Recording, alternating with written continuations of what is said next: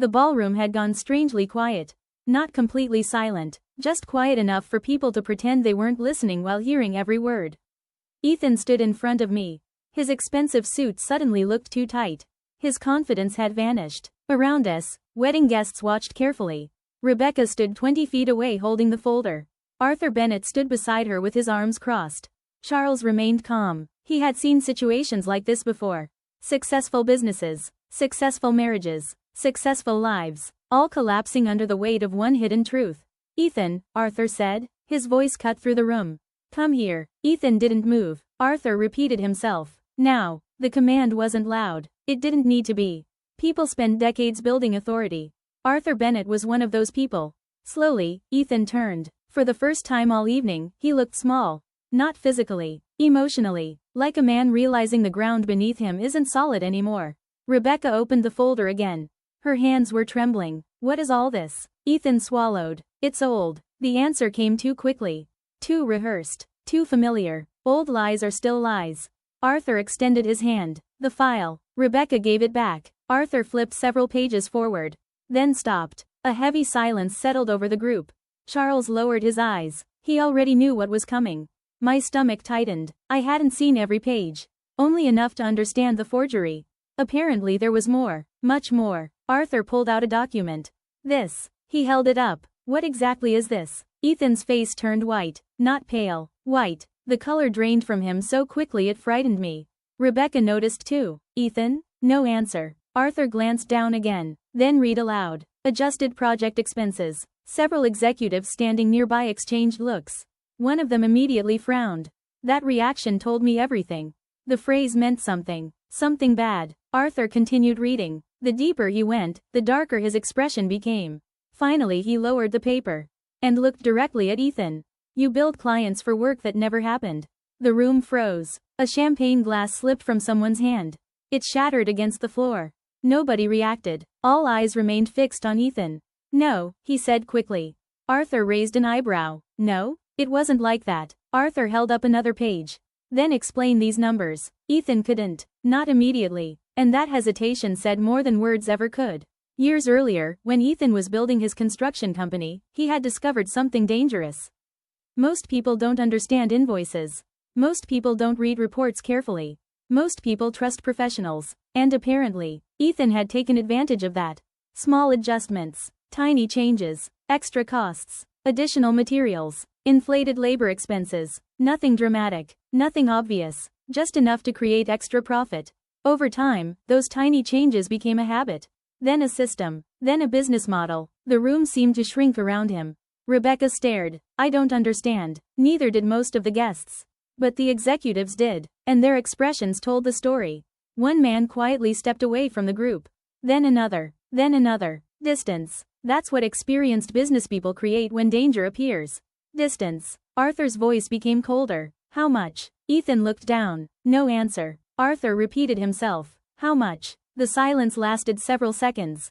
Finally Ethan whispered, "I don't know." Wrong answer. Very wrong answer. Because innocent people know. Only guilty people lose count. Rebecca covered her mouth. Tears filled her eyes. "Tell me he's wrong." Ethan looked at her. Then at the floor. Then at the documents. But he never answered. And sometimes silence is the loudest confession. The first guest left 10 minutes later. Then another. Then 5 more. Word spreads quickly among wealthy people. Especially when money is involved. Especially when fraud is mentioned. The wedding reception that had looked perfect only hours earlier was beginning to unravel. Servers stood awkwardly near untouched tables. Musicians stopped playing. Nobody wanted to dance anymore. Nobody wanted photographs. Nobody wanted celebration. They wanted answers. Rebecca walked toward Ethan. Slowly. Carefully. Like approaching a stranger. "How long?" Her voice cracked. Ethan stared at her. "What? How long have you been lying?" The question hit harder than everything else. Because it wasn't about business. It wasn't about money. It wasn't about documents. It was about trust. And trust is harder to rebuild than a company. Ethan opened his mouth. Closed it.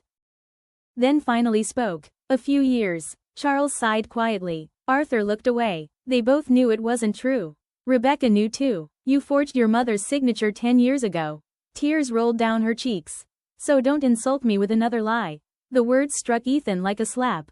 For the first time that night, he had no defense. No excuse. No story. Nothing. Just consequences. I should have felt satisfaction.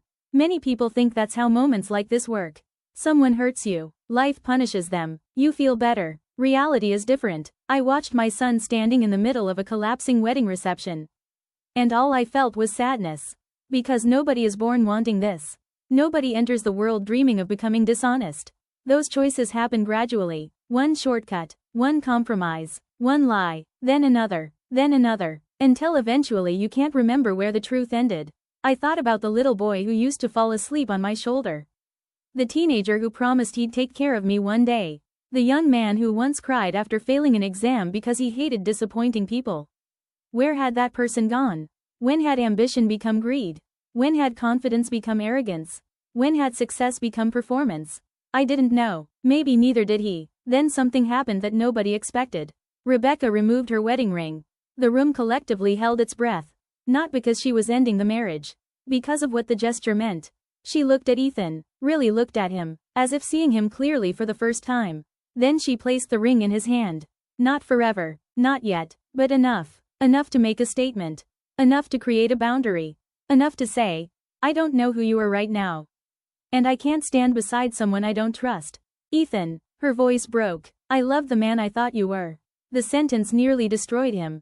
I saw it happen. His shoulders collapsed. His eyes filled. For the first time all night, genuine emotion appeared. Not anger, not fear, not pride. Shame. Deep, painful shame. The kind that arrives when excuses finally die. Then Rebecca turned around and walked out of the ballroom. Without another word, without looking back, without her husband, the giant room felt emptier immediately. Arthur watched his daughter leave. Then looked at Ethan. You need a lawyer. The statement wasn't cruel. It was practical, which somehow made it worse.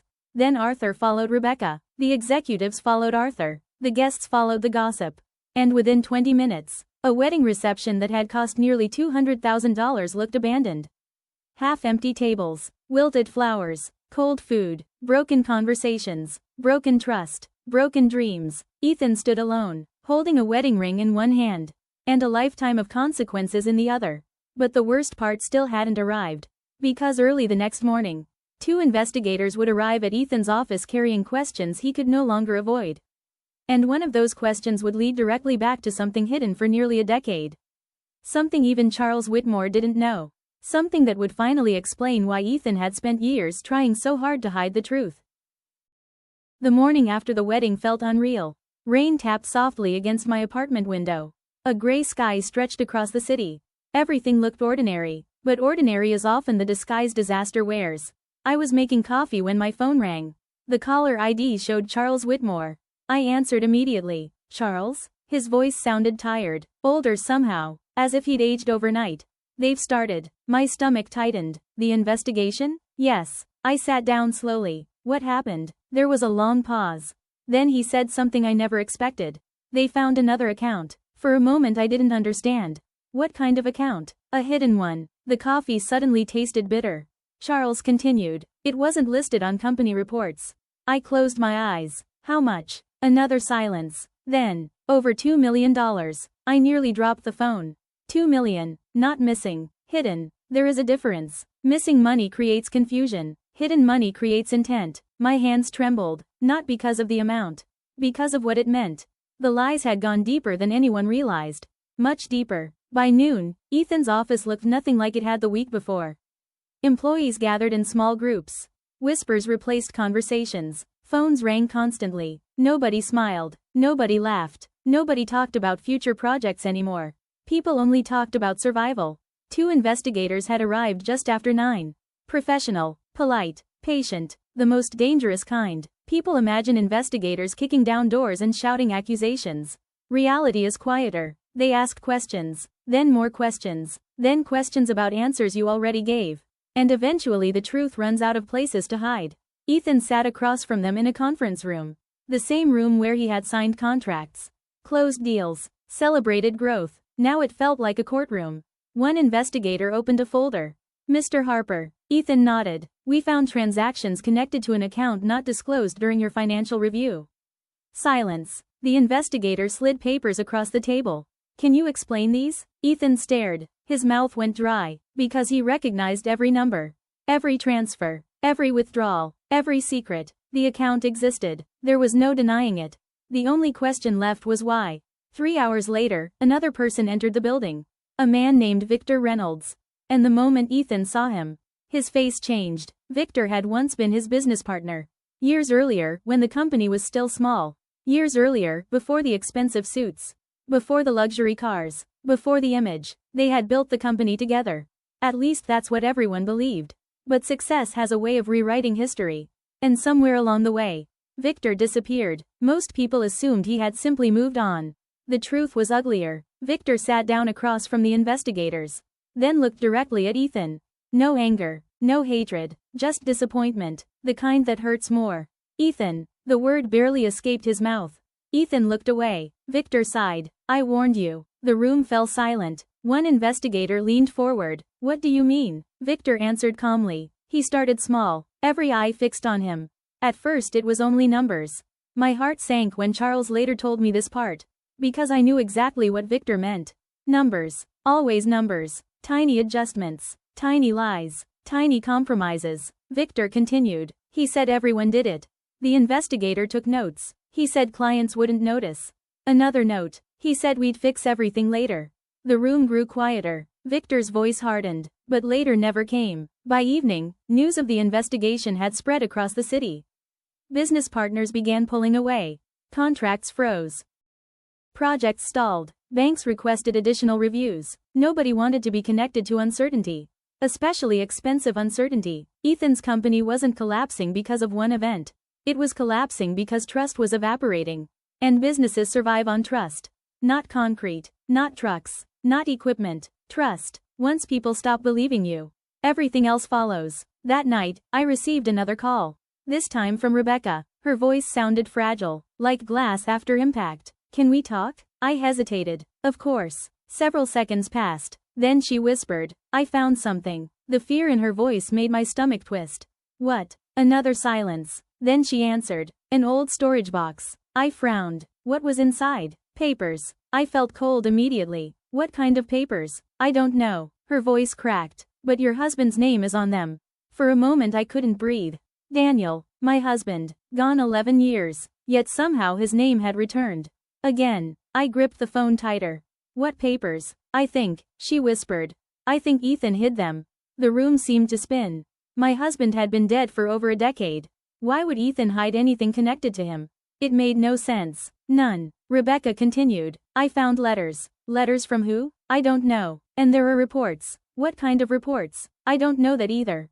Fear had entered her voice now. Real fear. The kind people feel when they discover something they were never supposed to see. Finally she said the sentence that kept me awake all night. One document is dated 3 weeks before your husband's accident.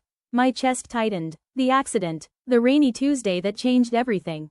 The drunk driver. The funeral. The years of struggle. The life that disappeared. 3 weeks before that day. I stared into the darkness of my apartment. What exactly are you saying? Rebecca's breathing became uneven. I don't know yet. Then. But I think your husband found something. A chill ran through me. What? She answered softly. So important that Ethan spent 10 years hiding evidence of it. Neither of us spoke. Outside, rain continued falling against the windows. Inside, my heart pounded. Because for the first time since Daniel died, a question entered my mind that I had never allowed myself to ask. What if there was more to the story? What if the accident wasn't the beginning? What if it was the end of something that started long before? And what if my son knew? The next morning, Rebecca would bring me the box. Inside would be a letter written by Daniel. A letter nobody was ever supposed to read. A letter addressed to me. And by the time I reached the final page, I would understand why Ethan had spent 10 years running from the truth.